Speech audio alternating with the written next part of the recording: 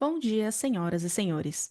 Sejam bem-vindos à videoconferência da Ser Educacional para a discussão dos resultados referentes ao quarto trimestre de 2025. Essa videoconferência está sendo gravada e o replay poderá ser acessado no site da companhia, ri.sereducacional.com. A apresentação também está disponível para download. Informamos que todos os participantes estarão apenas assistindo à videoconferência durante a apresentação e, em seguida, iniciaremos a sessão de perguntas e respostas quando mais instruções serão fornecidas. Antes de prosseguir, aproveito para reforçar que as declarações prospectivas têm como base as crenças e suposições da administração da série educacional e as informações atuais disponíveis para a companhia. Essas declarações podem envolver riscos e incertezas, tendo em vista que dizem respeito a eventos futuros e, portanto, dependem de circunstâncias que podem ou não ocorrer. Investidores, analistas e jornalistas devem levar em conta que eventos relacionados ao ambiente macroeconômico, ao segmento e a outros fatores podem fazer com que os resultados sejam materialmente diferentes daqueles expressados nas respectivas declarações prospectivas. Estão presentes nessa videoconferência os senhores Jânio Diniz, diretor-presidente, João Aguiar, diretor financeiro, e Rodrigo Alves, diretor de Relações com Investidores. Gostaria agora de passar a palavra ao senhor Jânio Diniz, diretor-presidente da companhia, que dará início à apresentação. Por favor, senhor Jânio, pode prosseguir. Bom dia a todos e muito obrigado por participarem de mais uma videoconferência de resultado, dessa vez do quarto trimestre de 25.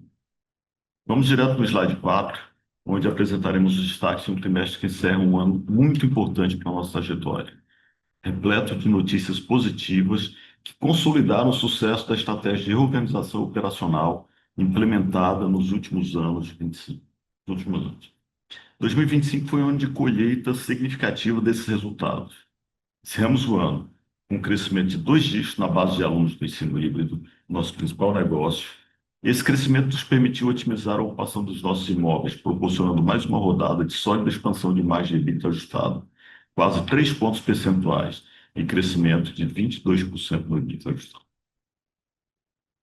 Tudo isso sem perder o foco do nosso principal traçado anteriormente, a redução do endividamento financeiro e da alavancagem que nos permitiram diminuir nossa dívida em quase 30% em apenas um ano, atingindo o melhor nível de alavancagem financeira desde o primeiro trimestre de 21. Esse movimento será transformacional para os próximos anos, pois nos consolida como uma empresa com sólida geração de caixa, endividamento baixo e controlado, capaz de financiar seu crescimento orgânico e retomar a remuneração aos acionistas, mesmo em tempos de taxas de juros elevadas e num período histórico marcado por tantas incertezas. Com isso, estamos expandindo nossos objetivos entre 25 e 26. Além de manter o controle sobre o endividamento, como fizemos no ano passado, estamos retornando lucro aos acionistas, a exemplo da distribuição de 61 milhões de reais em dividendos que anunciamos no balanço de hoje. Estamos também cuidando dos resultados futuros. Já iniciamos um projeto de crescimento orgânico baseado no modelo Asset Light, que tem apresentado resultados muito positivos. A estratégia inclui a expansão de unidades existentes nos mercados onde identificamos potencial de crescimento, com a adição de novos espaços acadêmicos, laboratórios e salas que deverão gerar retorno rápido. Estamos também abrindo novas unidades em modelos de até 5 mil metros quadrados, preferencialmente em shopping centers, para aumentar nossa capilaridade no interior dos estados onde operamos, aproveitando ao máximo o reconhecimento positivo de nossas marcas em cada região onde atuamos. Com isso, esperamos continuar gerando avenidas de crescimento com baixa necessidade de capital, avançando em mercados promissores e com alta rentabilidade. Isso sem contar que já temos 6 novas unidades em operação, que a partir de 27 deverão iniciar seus processos de crescimento. Temos, assim, uma empresa com resultado cada vez mais sólido e sustentável para os próximos anos. Para a compreensão da melhoria da qualidade dos nossos resultados, elaboramos nos slides 5 e 6 alguns gráficos que analisam a trajetória de nossa alavancagem operacional nos últimos 4 anos e seus impactos no lucro líquido contábil e na alavancagem financeira. Como demonstram os gráficos, a Ser Educacional de hoje é outra empresa quando comparada de 4 anos atrás, com solidez financeira relevante, lucrativa e operacionalmente bem estabelecida. Registramos aumento de mais de 40% no número de alunos por unidade, mesmo com quase 10% de aumento em novas unidades nos últimos 2 anos. A margem bruta cresceu quase 7 pontos percentuais e a alavancagem financeira foi reduzida para um terço do que tínhamos antes. A margem líquida, que à época havia alcançado menos 13%, hoje é positiva em quase 10%. Trata-se, sem dúvida, de um case relevante de turnaround, do qual temos orgulho de ter feito parte. Vamos agora ao slide 8, onde analisamos os resultados de captação do segundo semestre, ou de inverno, como algumas pessoas preferem chamar, que é uma temporada, basicamente, de reposição de alunos da captação de verão. Nesse período, adotamos uma estratégia um pouco diferente. Como tivemos ensalamentos médios bastante elevados no primeiro semestre e boa taxa de rematrículas, optamos por trabalhar no segundo semestre com uma estratégia comercial mais conservadora. Esse movimento, associado a uma base de comparação mais forte em função da elevada captação do ano passado, resultou em redução na captação tanto no ensino híbrido quanto no digital. Esse movimento pode ser melhor analisado no slide 9, que apresenta o comportamento da nossa base de alunos de graduação, com um crescimento de 4,6%. O crescimento da base de alunos do ensino híbrido foi parcialmente compensado pela queda na base de alunos do ensino digital, uma troca que consideramos positiva, uma vez que o ticket médio do ensino híbrido é cerca de 4 vezes superior ao do ensino digital, com destaque para o crescimento de 12% na base de alunos de medicina, em função da maturação das novas vagas obtidas nos últimos 18 meses. No slide 10, apresentamos novamente como nossa base de alunos nas áreas de conhecimentos de saúde segue evoluindo, atingindo agora 65% do ensino híbrido e 47% da base total de alunos. Isso reflete o sucesso da nossa estratégia de posicionar a oferta de cursos onde há maior demanda de mercado, o que contribui bastante para a melhoria das taxas de evasão e pontualidade de pagamento. Alunos conscientes do valor agregado pelo curso enxergam a conclusão como etapa importante em suas jornadas profissionais. No slide 11, apresentamos o ticket médio. Como nesse ano a base do ProUni subiu bastante, montamos análise excluindo isso e normalizamos o ticket médio pelo semestre para facilitar o entendimento. Como podem notar, o ticket médio geral foi bastante saudável no segundo semestre, crescendo quase 6%, porque melhoramos nosso mix de aluno com uma base maior de ensino híbrido e agora representa 53% versus 50% no ano passado. E quando analisamos individualmente nosso ticket do ensino híbrido, tanto das medicinas quanto ex-medicina, podemos ver que conseguimos subir um pouco o ticket, mesmo tendo conseguido aumentar a nossa geração de caixa por conta do aumento da pontualidade de pagamentos. Essa é uma troca bastante saudável, pois apesar do ticket médio não ter necessariamente acompanhado a inflação, a geração de caixa obtida pelo desconto de pontualidade que oferecemos e as mudanças na regra de cobrança foi sem dúvida positiva. Passo agora a palavra para o nosso CFO, o Sr. João Aguiar, para apresentar os destaques financeiros. Obrigado, Jânio, e bom dia a todos. Vamos direto ao slide 13, onde apresentamos a evolução da receita líquida do trimestre. Nesse quarto trimestre, tivemos um aumento de 9,4% na receita líquida consolidada, com destaque para o crescimento de 12,3% da receita híbrida e de 25,8% em outras receitas. Esses resultados foram parcialmente mitigados pela já esperada redução na receita do ensino digital, em função da troca de portfólios de cursos, privilegiando a oferta de cursos de saúde em detrimento de cursos online, visando aumentar o ticket médio geral da companhia e as margens operacionais. Tivemos, portanto, um trimestre sólido em termos de geração de caixa, muito em linha com o nosso plano de negócios. No slide 14, apresentamos o EBITDA e o EBITDA ajustado, que novamente apresentaram sólidos crescimentos no ano, quando analisamos o recorte do quarto trimestre. O crescimento consistente da receita líquida, associado ao bom controle de custos e despesas, especialmente em função da alavancagem operacional proporcionada pelo aumento do instalamento médio e dos alunos por unidade, resultou em boa expansão da margem EBITDA ajustada em 2,9 pontos percentuais. Vale notar que os trimestres pares geralmente apresentam maior reconhecimento de receita devido à sazonalidade e à base de comparação com o ano passado, que também foi um pouco mais fraco. Com isso, encerramos o ano com EBITDA ajustado ligeiramente acima de 25%, uma marca importante para o nosso projeto de expansão de margens idealizado há 3 anos. Daqui para frente, temos o importante desafio de continuar expandindo nossas operações com margens saudáveis e crescentes nos próximos anos, combinando investimento em crescimento orgânico com a maturação das nossas unidades. Já no slide 15, apresentamos a evolução do nosso lucro líquido e lucro líquido ajustado. O lucro líquido contábil do trimestre teve forte reversão, passando de um prejuízo de 30 milhões para um lucro de aproximadamente 75 milhões nesse ano. Isso ocorreu por dois fatores principais: a melhoria do nosso resultado operacional ao longo do ano e a ausência de efeitos não recorrentes que somaram cerca de 66 milhões no ano passado.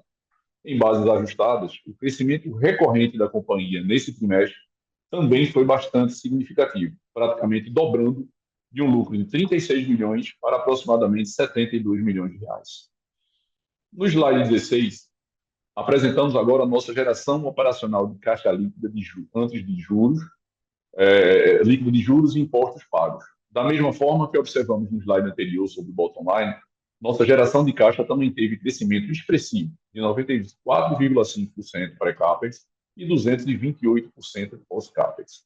Esse aumento substancial ocorreu em função de dois fatores principais: a melhoria da qualidade de nossas operações, com o aumento da pontualidade de pagamentos por parte dos alunos, devido à melhoria do nosso mix de cursos, e a nova regra de comunicação financeira implementada entre 2024 e 2025.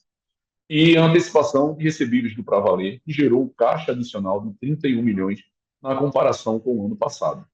Ainda assim, excluindo essa antecipação, o crescimento da geração operacional de caixa pré e pós-CAPEX foi de 31,7% e 22,8%, respectivamente.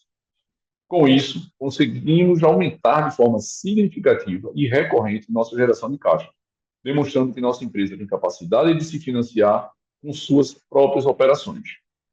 Além disso, nossas operações de financiamento estudantil possuem liquidez e atratividade no mercado, tornando-se uma ferramenta viável e interessante para a companhia alavancar suas operações com baixo risco financeiro.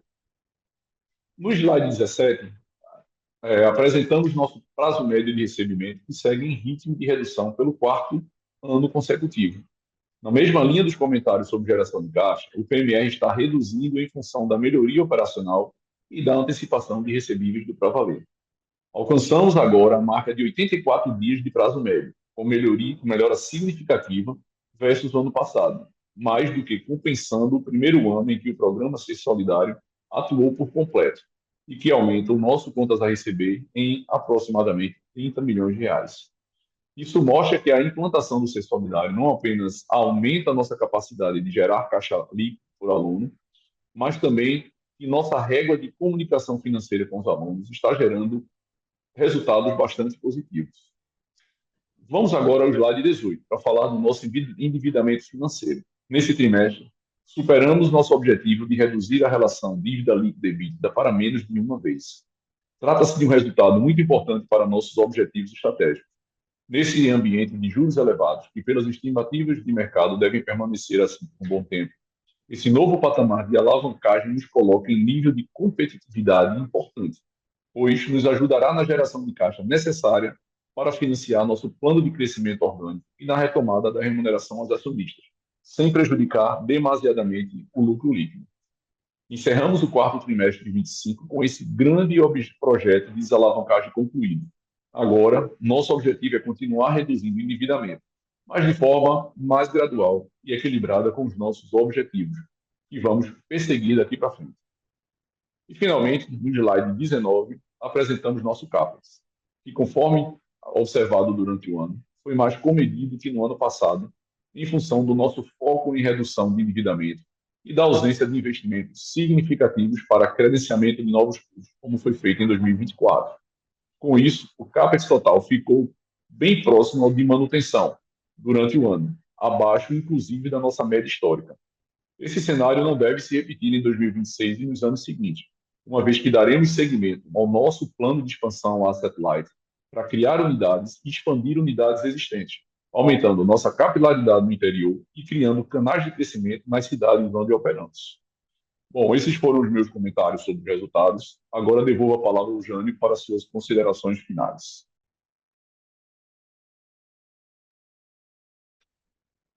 Obrigado, Aguiar.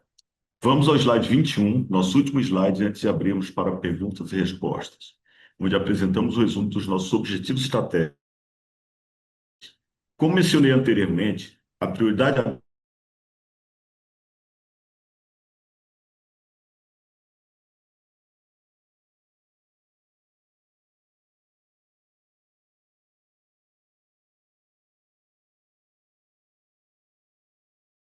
Estão me ouvindo bem? Como mencionei agora, é manter nossa alavancagem operacional e melhorar nosso dia a dia.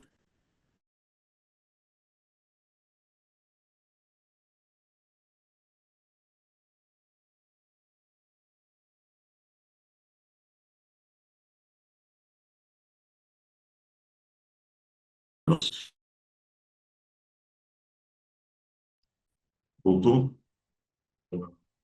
Acreditamos que os mercados selecionados para expandir nossas operações atuais são bastante promissores, especialmente pela existência dos cursos já instalados, mas ainda não maturados nas áreas de saúde em algumas capitais do Norte e Nordeste, onde operamos.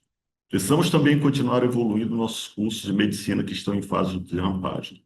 Para esses cursos, estamos adicionando esse ano um novo programa de preparação dos alunos para prestarem qualquer avaliação de qualidade que possa surgir daqui para frente, seja o ENAD, ENAMED ou outra.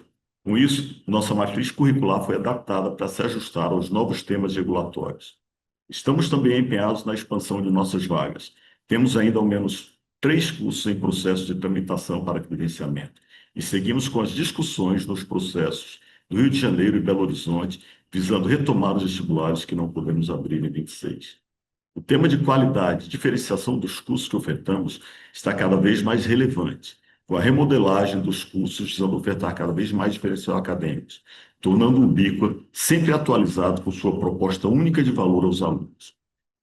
Por fim, estamos retomando o nosso programa de remuneração consistente aos acionistas.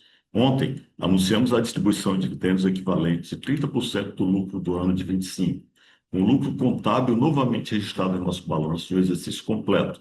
Nossa política de dividendos, que consiste no pagamento semestral de 30% do lucro líquido, está de volta. Portanto, a partir deste ano, esperamos ter consistência no pagamento semestral de dividendos.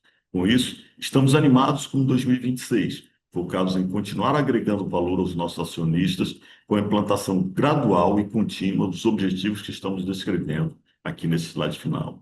Obrigado a todos e ficamos à disposição para a sessão de perguntas e respostas. Iniciaremos agora a sessão de perguntas e respostas para investidores e analistas. Caso queira fazer alguma pergunta, por favor, pressione o botão levantar a mão. Se a sua pergunta for respondida, você pode sair da fila clicando em abaixar a mão. A primeira pergunta vem de Renan Prata, do Citi. Opa, bom dia, pessoal. Obrigado pelo espaço. São duas perguntas aqui rapidinho. Uma mais específica do resultado.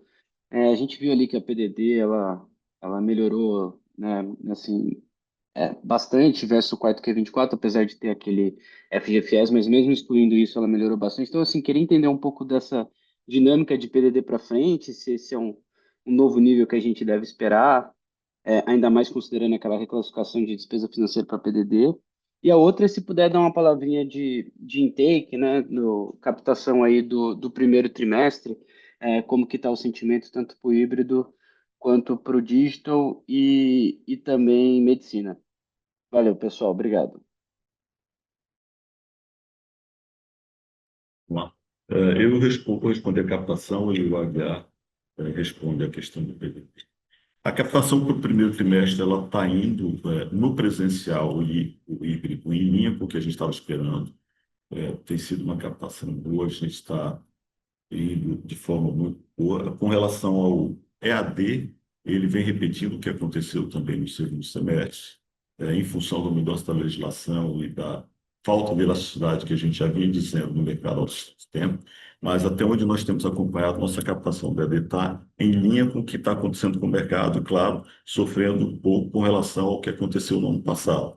Mas a nossa captação do presencial está indo relativamente bem como esperado.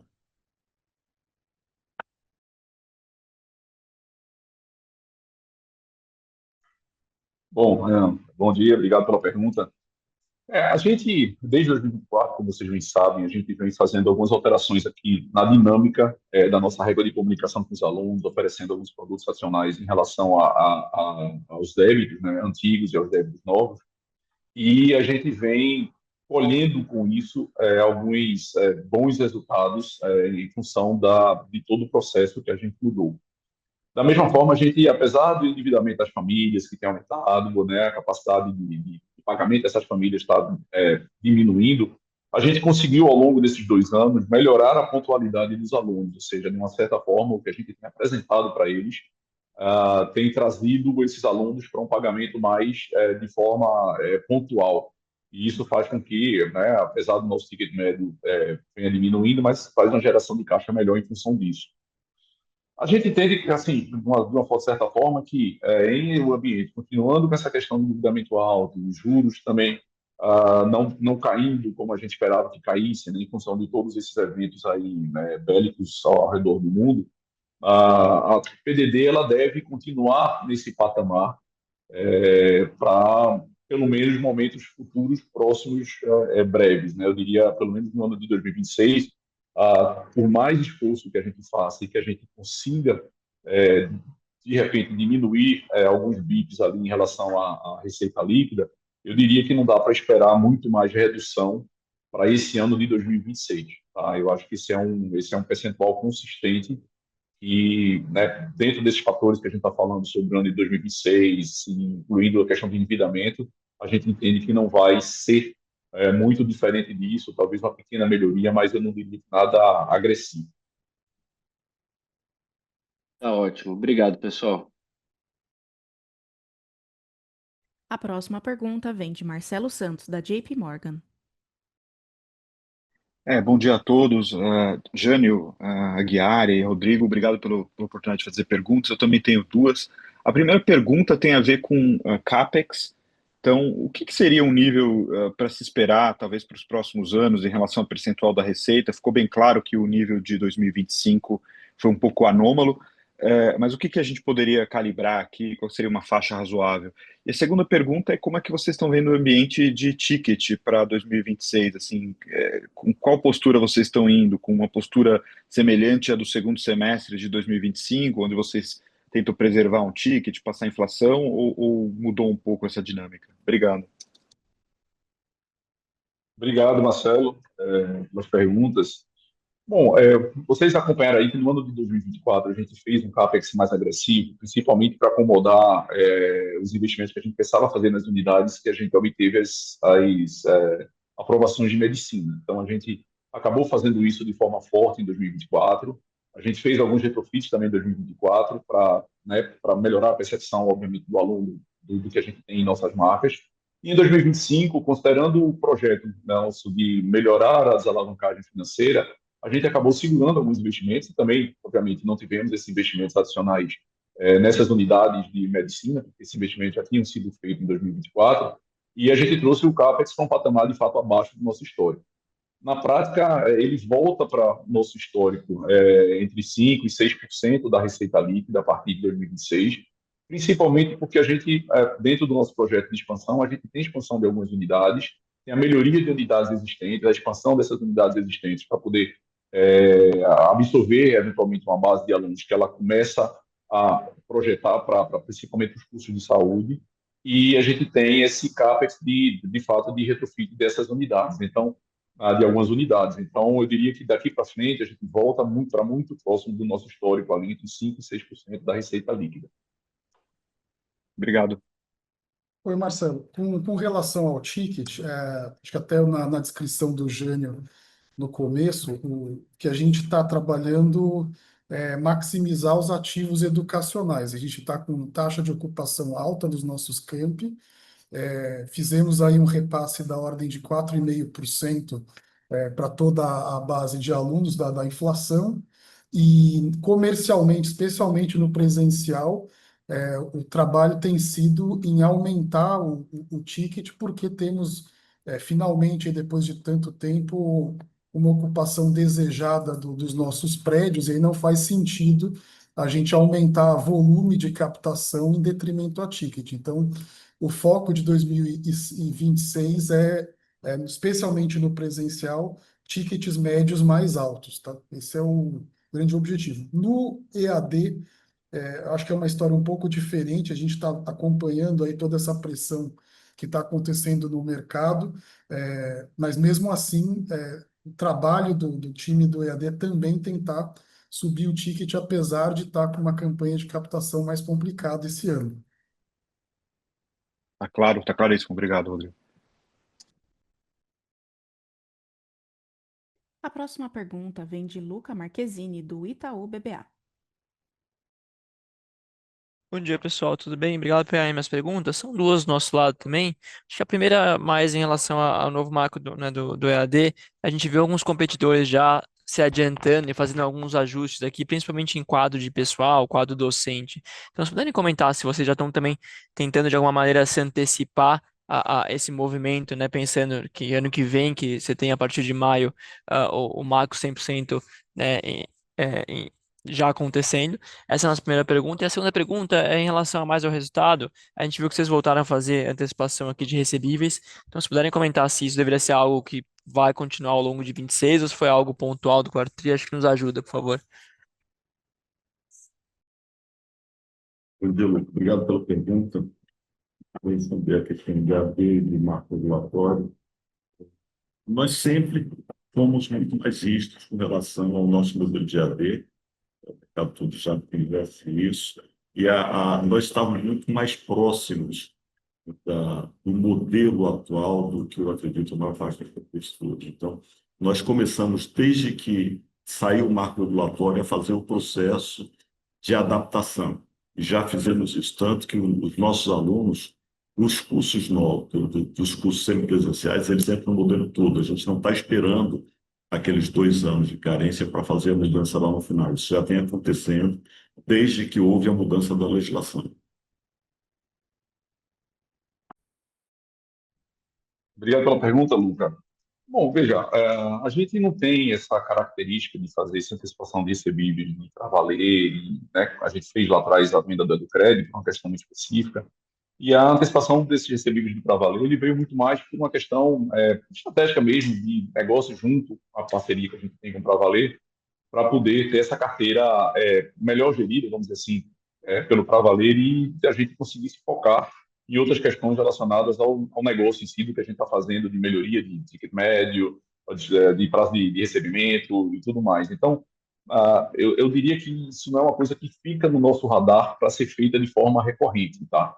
Mas, obviamente, e tem um outro ponto aqui também, que a gente conseguiu um nível de alavancagem bem interessante, quando a gente olha, né, a relação receita dívida líquida sobre EBITDA, que nos permite pensar em, eventualmente, não estar fazendo esses movimentos de uma maneira recorrente.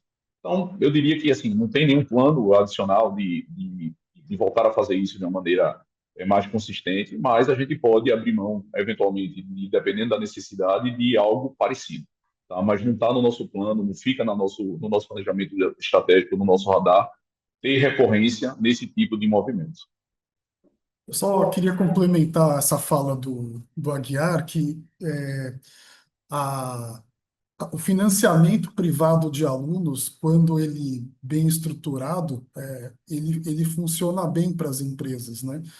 O nosso Educred vendido lá em 2023, ele foi vendido a um preço em linha com o nosso provisionamento, e agora a gente repetiu isso, ou seja, quando a gente trata o financiamento do aluno usando uma base de alunos marginal, e quando a gente tem os índices de provisionamento em linha aí com o que de fato tem de perda, existe até mercado secundário para você comprar esses títulos. E nós fizemos isso pela segunda vez, e eu acho que é um caminho interessante que mostra que é possível ter financiamento privado de alunos e aumentar a alavancagem operacional e a rentabilidade das empresas fazendo isso.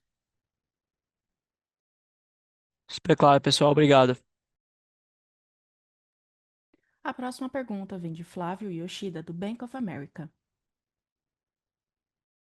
Olá, bom dia, Jânio, João, Rodrigo, obrigado aqui pelo espaço de fazer perguntas. Aqui do nosso lado a gente tem duas, né? A primeira é um follow-up com relação à primeira pergunta, com relação à captação. Acho que o Jânio comentou aqui que o presencial e híbrido vem em linha com a expectativa. A gente só queria ter alguma noção um pouco mais no qualitativo, como é que era, como é que estava a sua expectativa. Então a gente entende da limitação de campos, né? Então só para entender aqui se esse em linha com expectativa se quer dizer um crescimento ou não, né? E a segunda pergunta, se vocês puderem dar um pouco mais de detalhes sobre o plano de expansão orgânica em campos, né? Vocês comentaram aí de novas unidades até 5.000 metros quadrados. Enfim, queria entender um pouco mais de detalhe de o que a gente poderia esperar para esse ano e para os próximos com relação a esse plano de expansão. Obrigado. Oi, Flávio. A nossa expectativa de captação ela é baseada no seguinte: a gente tem um recorde de captação ano passado e nós tivemos uma taxa de ocupação já ideal para esse ano, com a base de alunos final. Então, o objetivo nosso é manter o volume de captação próximo ao ano passado, mas, por outro lado, ter um trabalho melhor de ticket. Então, é uma toada um pouco diferente, até em linha com o seu comentário sobre expansão, né? O 2026, a nossa visão, ele é uma ponte entre o trabalho dos últimos anos de fazer o turnaround operacional com o trabalho dos próximos anos, que é voltar a ter boas taxas de crescimento orgânico, com o modelo asset light aí das novas unidades, fazendo com que um capex moderado nos permita atingir crescimentos maiores no futuro. Esse é o trabalho. Então, o que se espera para 2026? Foco menor em crescimento de volume, não que isso não vá acontecer na base de alunos pagantes, né? E foco maior em repassar tickets, uma vez que a gente tem essas taxas de ocupação mais altas, o portfólio de cursos mais desejado pelo mercado, né, que são agora 65% da nossa base de alunos do ensino presencial está nos cursos de saúde e direito, né? Direito ainda um pouco bem desenvolvido nisso. Esse é o nosso foco. Acho que outro ponto importante é a ocupação de vagas de medicina. Os vestibulares aí estão praticamente encerrados e a gente conseguiu aí repetir a captação em patamares similares aí ao que a gente teve no ano passado, sem grandes percalços. Vou passar para o Jânio agora comentar um pouco mais sobre a expansão orgânica que está em andamento.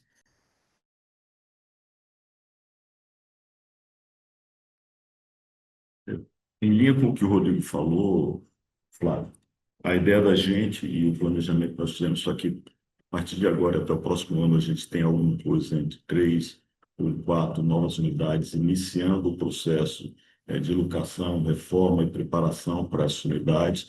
E dentro daquele plano que a gente fez, nós temos 6 unidades, estão começando a amadurecer.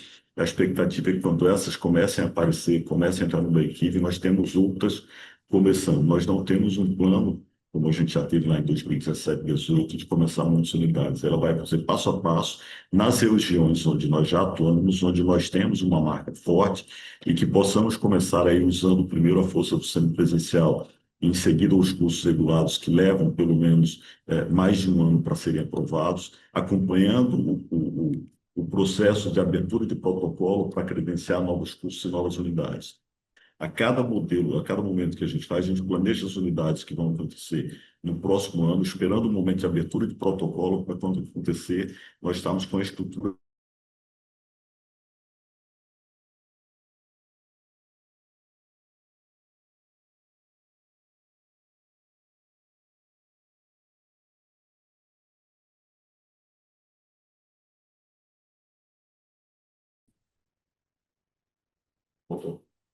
Vocês estão me ouvindo? Então, pronto, só voltando, eu não sei até que vocês ouviram, minha internet está meio complicada aqui, mas a ideia é exatamente essa, a gente planejar aí tem em torno de 3 unidades a cada ano, começando no modelo em que essas 3 e os anos seguintes, quando começarem a amadurecer, irem para o break-even, nós estejamos começando com novas unidades aí nos próximos anos. Tá ótimo, obrigado. A próxima pergunta vem de Caio Moscardini, do Santander.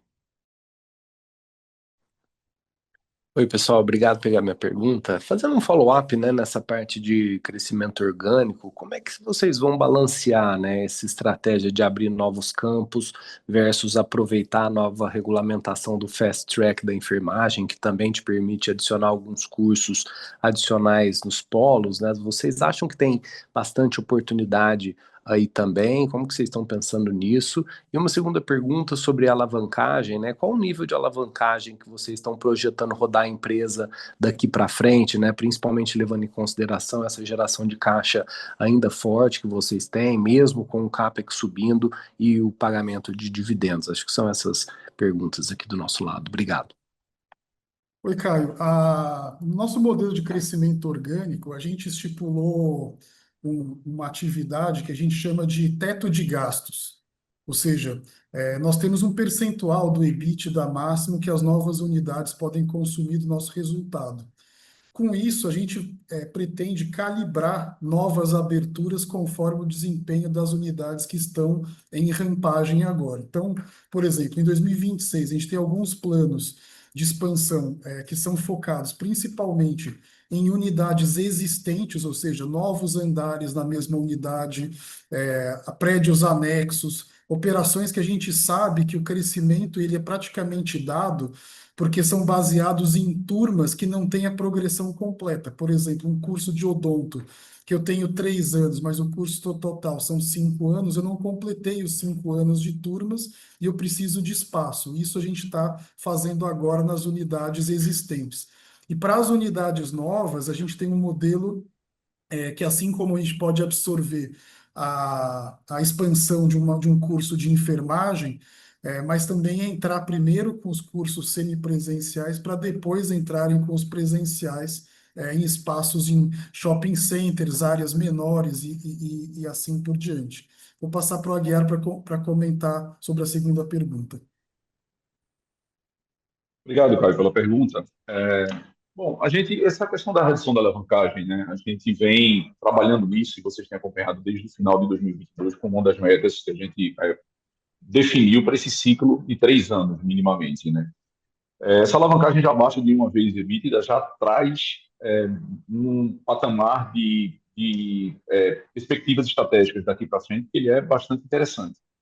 E exatamente por isso que você falou, né, desse pipeline de expansão, a questão dos dividendos, né, para rentabilizar mais o acionista, a gente pretende manter essa alavancagem ali entre, eu diria, 0,5, 0,6 e 0,8. Tá? Eu acho que não tende a ser muito menor do que o 0,6 aqui, e também não tende a voltar a ser maior que o 0,8 ali, que a gente está meio que nesse range aí, definido. Então, considerando que, de novo, né, esse CAPEX de expansão ele volta a patamares de 5% a 6%, como eu falei há pouco, da receita líquida, e a expectativa que a gente tem de estar sempre rentabilizando, devolvendo para o acionista através dos dividendos, né, o nosso negócio, rentabilizando o nosso negócio e devolvendo através de dividendos, eu diria que a relação de dívida líquida e dívida vai se manter muito nesse patamar aí, de 0,6, 0,8, mas sempre abaixo de uma vez. Tá ótimo, pessoal. Muito obrigado. A próxima pergunta vem de Lucas Nagano, do Morgan Stanley. Pessoal, obrigado pelo espaço aqui. Tem algumas perguntas sobre medicina. A primeira é sobre ticket. Se puderem comentar um pouco se teve um efeito no quarto tri de mix ou de reconhecimento de receita aqui que deu uma desacelerada e também qual a expectativa para 2026. E a segunda dúvida, mais da perspectiva de intake e Enamed, o Rodrigo já comentou que a captação do primeiro semestre de medicina correu bem, mas se espera algum impacto significativo no segundo semestre. E também o Jânio comentou sobre formas de mitigar essas sanções, melhorar as notas para o ano que vem, então eu queria entender um pouco melhor quais são as iniciativas para isso. Obrigado. Tá, bom, ticket de medicina. A gente tem dois impactos no quarto tri. O primeiro é a transferência de desconto de ProUni entre um tri e outro, até por isso que a gente optou na própria apresentação, de apresentar o ticket médio de 6 meses, que aí você dilui um pouco essas variações. Então, o terceiro TRI, o ticket de medicina tinha subido um pouco mais, no quarto TRI isso ficou um pouco diferente, mas quando você consolida o semestre, que a análise fica mais adequada e tirando esses efeitos temporários de trimestre, ele tem um crescimento bem discreto, né? E aí, qual é o ponto de por que o ticket não acompanha a inflação? É justamente o aumento da pontualidade de pagamento dos alunos que faz com que isso tenha uma certa pressão, de um lado, no ticket, no reconhecimento da receita, mas, por outro lado, tem o efeito que a gente prefere, né? Que é gerar mais caixa e, com isso, fazer com que aquele aluno tenha um retorno caixa maior do que o retorno contábil no DRE, né? Vou passar para o Jânio para ele falar um pouco das medidas do Enamed. Vamos lá, a captação da medicina no primeiro trimestre ela foi boa de novo, dentro do esperado. A questão do Enamed nesse primeiro trimestre foi mais reputacional, mas foi pontual. O aluno, a grande massa de alunos, ele não acompanhou isso, o que estava acontecendo em termos de nota e de outras coisas. A questão das medidas cautelares que o MEC coloca seriam a partir do segundo semestre, e os resultados, principalmente das nossas unidades, foram devido à falta de envolvimento dos alunos. Como todo mundo acompanhou, na média ele não tinha regras claras, bem definidas, e a forma, inclusive, de avaliação ela foi definida pós-publicação do primeiro resultado, que teve uma alteração. Nós já tínhamos um processo de mudança nos nossos matrizes curriculares de medicina para ter um novo modelo de internato. O que aconteceu? Os alunos dos nossos cursos, eles têm 8 semestres em sala de aula e quatro últimos semestres dentro de hospital. Nessa mudança que nós tínhamos fazendo, ele volta um pouco mais para a sala de aula, principalmente para a preparação para os modelos de avaliação por fim. O novo padrão está sendo definido. A expectativa que a gente tem é de que esses resultados melhorem significativamente, principalmente devido ao envolvimento dos alunos nesse primeiro momento, até porque os alunos que vão fazer o Enamed esse ano, que deve acontecer em setembro, a gente não sabe a data, até uma possibilidade de ser antecipado para agosto, são os alunos que já estão no 11º e 12º período dos cursos, finalizando os cursos. Então, esse modelo ele já está... Cai de novo.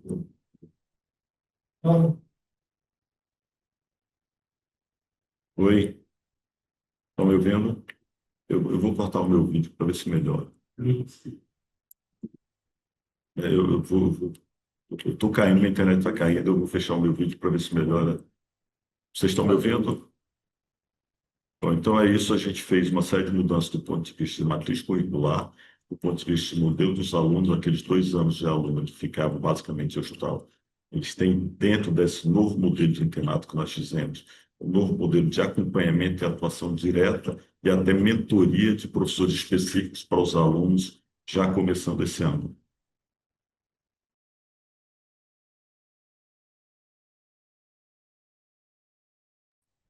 Beleza, super claro, pessoal. Obrigado. Lembrando que para fazer perguntas, basta clicar em levantar a mão.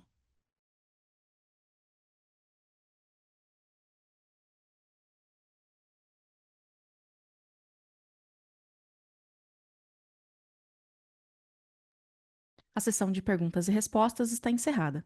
Gostaríamos de passar a palavra ao senhor Jânio Diniz para que faça as considerações finais da companhia. Quero agradecer a presença de todos, mais uma divulgação de resultado da professora educacional, um resultado que foi bastante positivo, e que mostrou que o processo de otimização de operações que nós estávamos fazendo, otimização de operações, créditos, mudanças de modelos curriculares e perfil de curso a ser oferecido é positiva, e deixar o nosso grupo de relações com investidores à disposição caso vocês tenham dúvidas futuras. Boa tarde a todos. A videoconferência da Ser Educacional está encerrada. Agradecemos a participação de todos e tenham um bom dia.